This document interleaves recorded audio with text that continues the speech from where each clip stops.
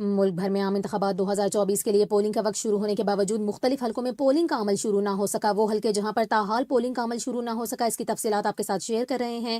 کراچی سے آپ کو بتائیں کہ قومی اسمبلی کے حلقے این اے 250 کے پولنگ اسٹیشن نمبر 262 سے 265 پر بھی پولنگ شروع نہ ہو سکی۔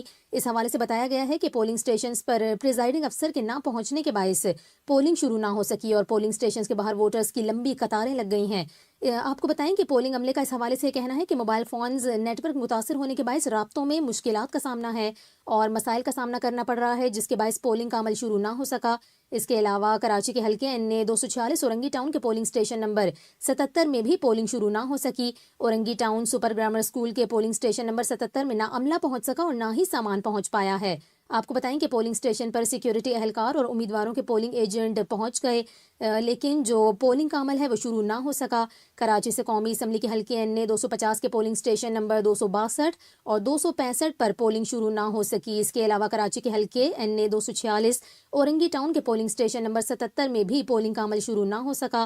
رپورٹس کے مطابق قومی اسمبلی کے حلقے این اے 248 شہزاد ٹاؤن کے پولنگ اسٹیشن پر پولنگ کے آغاز میں تاخیر ہو گئی۔ شہزاد ٹاؤن کے پولنگ اسٹیشن کے باہر ووٹرز بڑی تعداد میں موجود ہیں، تاہم عملہ پولنگ کے انتظامات میں مصروف ہے۔